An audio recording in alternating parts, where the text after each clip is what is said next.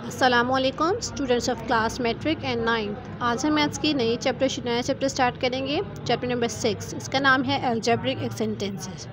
इसकी हम एक्सरसाइज 6.3 से स्टार्ट करेंगे क्योंकि रिड्यूस सिलेबस में 1 और 2 नहीं है। 6.3 में स्टार्ट कराऊंगी। क्वेश्चन है पेज नंबर 142 ओपन कर लें मेरे साथ साथ। क्वेश्चन है हमारा, find the solution set of the following equation, also verify the answers. 4x - 5 √ 3x + 7। सबसे पहले हमें ये समझना है कि क्वेश्चन हमें किस तरह सॉल्व करने हैं। जब भी हमारे पास अंडर रूट वाले क्वेश्चंस होंगे और हमें एक्सप्रेशन अलजेब्रिक सॉल्व करनी होगी, अलजेब्रिक सेंटेंसेस, तो हम उसको सॉल्व करने के लिए स्क्वायरिंग का मेथड अप्लाई करेंगे। जिस तरह से कॉपी करा आपने, क्वेश्चन कॉपी कर लिया। अब हमें क्या करना है, सबसे पहले हमें एक चीज़ हमें नोट करनी होगी कि जो हमारा क्वेश्चन है इसकी जो स्क्वायर रूट वाली टर्म है ये अलोन हो, यानी इसके साथ कुछ ऐड सब्ट्रैक्ट डिवाइड ना हो रहा।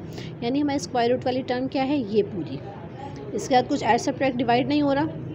सोल्यूशन लिखेंगे, सॉल्व करने से सोल्यूशन मस्ट लिखा करें। हम करेंगे squaring both side, squaring on both sides. Squaring क्यों करें, क्योंकि रूट को जब हमें कहीं से रिमूव करना होता है तो हम स्क्वायरिंग करते हैं। स्क्वायरिंग बोथ साइड, तो यानी हमें 4x - 5 स्क्वायर = 3x + 7, ये स्क्वायर सही है। स्क्वायरिंग करने से ये हुआ कि स्क्वायर पावर 2 होती है, रूट की पावर 1/2। यहाँ साइड पे समझा देती हूँ। स्क्वायर की पावर कितनी है, ये रूट की पावर कितनी है 1/2, और स्क्वायर की कितनी है 2, तो ये कैंसिल हो जाता है, इसलिए इस तरह से। तो यहाँ से रूट और ये स्क्वायर कैंसिल हो गया। इसको छोटा सा पेंसिल से ऐसे क्रॉस कर दें, सही। यहाँ पे बस क्या रिमेनिंग है कि 4x - 5 = 3x + 7। अब जो हमारे पास वेरिएबल है, वेरिएबल को साथ कर देंगे, एक्स को नंबर्स वहाँ ले जाएंगे। 4x - 3x = 7 + 5। यहाँ पे 5 माइनस में था, = किस तरफ गया तो प्लस में हो गया। यहाँ पे 3x प्लस में था, यहाँ गया माइनस, तो क्या बच गया x = 12। x की वैल्यू हमारे पास 12 आ गई है। हमें यहाँ पे क्या फाइंड आउट करना है, हमें क्वेश्चन में बोला गया था ऑल्सो वेरीफाई दैट। अगर आपके सामने बुक है आप देख लीजिए, उसमें क्या लिखा हुआ है, also verify the answer. Verification की हेडिंग डालेंगे, वेरिफिकेशन की हेडिंग डालेंगे आप, सही। वेरिफिकेशन की हेडिंग डालने के बाद हम क्या करेंगे, जो हमारे पास गिवन क्वेश्चन था उसको उतारेंगे। क्या था वो, 4x - 5 जो कि किस में था, अंडर रूट में था, =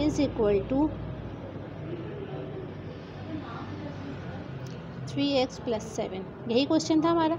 जहाँ जहाँ पे x था वहाँ पर हम लिख देंगे 12। ये अंडर रूट में as it is 4 × 12 - 5 = 3 × 12 + 7। 4 12 = 48 - 5, under root as it is चल रहा है। 3 12 = 36 + 7। नेक्स्ट पेज पर आ जाए। ये बन गया अंडर रूट 43 और ये भी है 43। 36 + 7 43, 48 - 5 43। इसका क्या मतलब है, दोनों इक्वल आ गए। लेफ्ट हैंड साइड जब राइट हैंड साइड के इक्वल आ जाए तो हम बोलते हैं क्या, वेरीफाइड, यानी जो हमने आंसर निकाला था वो वेरीफाइड है, वेरीफाइड। और हम लिखेंगे अब हैंस, जब हमारा आंसर वेरीफाइड हो जाएगा तो हम हैंस आंसर हमेशा देंगे सोल्यूशन सेट की फॉर्म में। जब भी हम एक्स और वाई एक्स की वैल्यू मालूम करेंगे, आंसर देंगे हम सोल्यूशन सेट = 12। कर्ली ब्रैकेट बनेंगे यहाँ पर। समझ में आ गया ये क्वेश्चन। अच्छा, इसके बाद मैं आपको समझा रही हूँ क्वेश्चन नंबर 2। क्वेश्चन नंबर 2 को सिर्फ एक स्टेप समझा दूँगी कि 3y = 2। मैंने आपसे फर्स्ट स्टेप में क्या कहा था कि हमें ये देखना होता है ये अंडर रूट y वाली टर्म अलोन हो, यानी इसके साथ कोई चीज़ ऐड सब्ट्रैक्ट ना हो रही हो। ऐड सब्ट्रैक्ट करने का चेक करते हैं, लेकिन ये 3 मल्टीप्लाई हो रहा है तो कोई इशू नहीं है, फिर हम इसको मल्टीप्लाई को एज इट इज़ रखेंगे।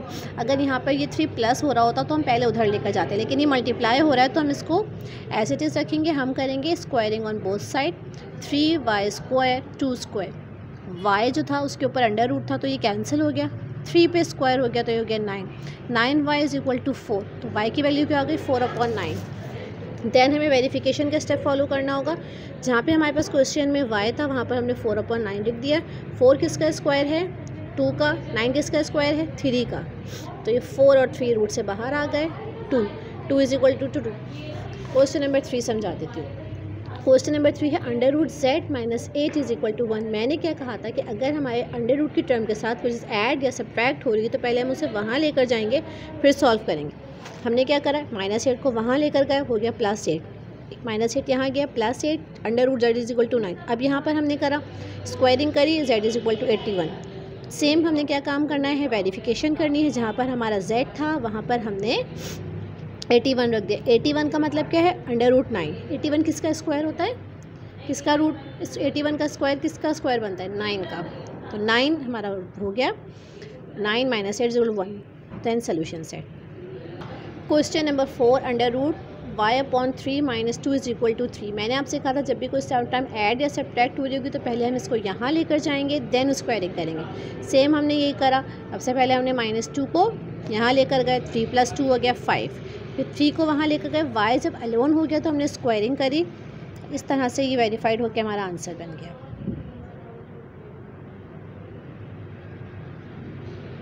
अच्छा, इसके बाद है क्वेश्चन नंबर 5, वो मैं आपको करा देती हूँ, थोड़ा सा डिफ़िकल्ट है, किस लिहाज से बताती हूँ।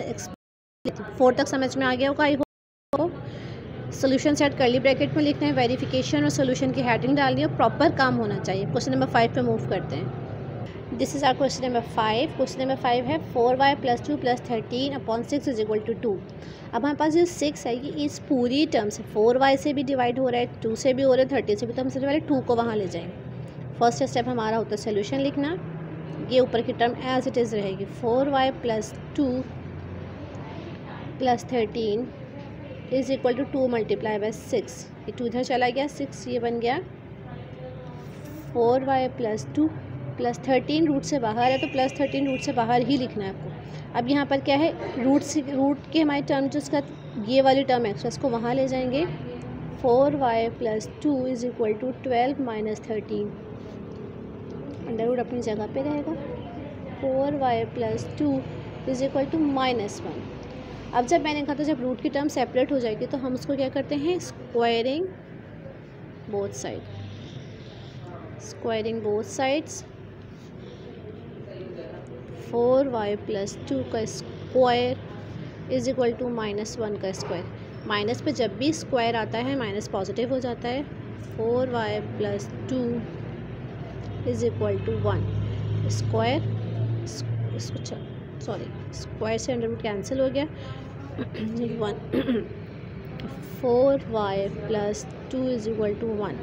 y को सेपरेट करना है, वेरिएबल की वैल्यू निकाली है, 2 उस तरफ चला जाएगा। 4y इज इक्वल टू 1 - 2, समझ में आ रहा है यहाँ तक।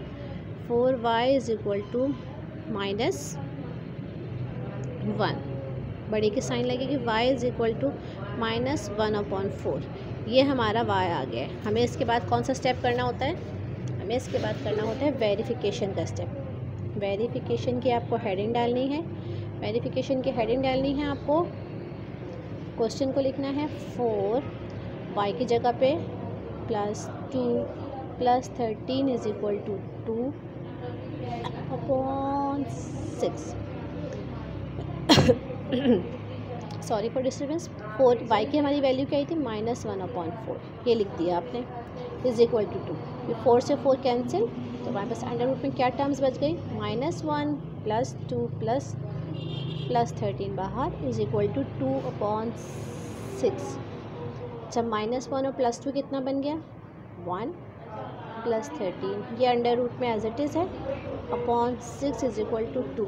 अच्छा, 1 रूट में हो या 1 रूट से बाहर हो, 1 × 1 होता है, तो इस तरह से हम 1 को रूट के बगैर लिख देंगे। 1 + 13/6 इज इक्वल टू 2। 1 + 13 किसके बराबर होता है, 14/6 इज इक्वल टू 2। अगर चले हम कहते हैं 2 को वहाँ ले जाएं, 14 इज इक्वल टू 2 × 6 = 12। तो ये हमारे पास नॉट इक्वल आ गया। इसका मतलब क्या है, मैंने आपसे कहा था सवाल में चेंजिंग क्या आएगी, जब हमारे पास क्वेश्चन वेरीफाइड नहीं होगा तो हमारे पास सोल्यूशन सेट बनेगा एम्प्टी।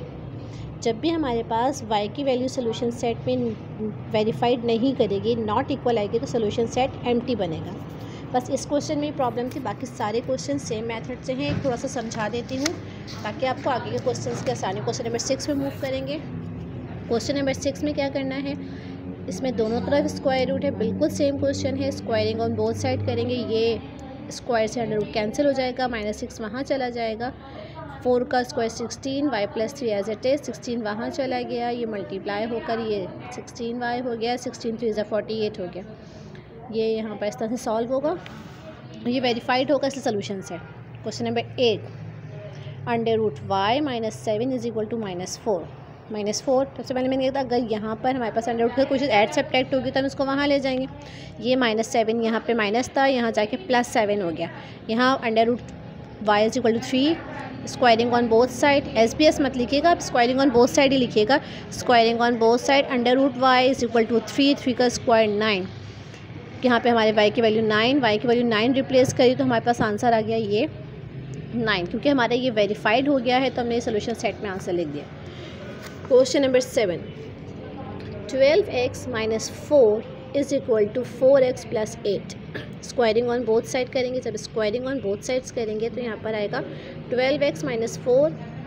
अब हमारे पास क्या है, वेरिएबल को एक तरफ कर दिया, x को, नंबर्स को एक तरफ कर दिया। 12 x की वैल्यू हो गई 3/2, वेरिफिकेशन करी, जहाँ जहाँ पे x था वहाँ 3/2 डाल दिया, ये कैंसिल हो गया क्योंकि यहाँ पर 12 था, 12/2 कैंसिल हो गया। 6 आया, 6 3 = 18 - 4, 4 2 = 2 3 = 6 + 8, ये हमारे पास सोल्यूशन सेट आ गया।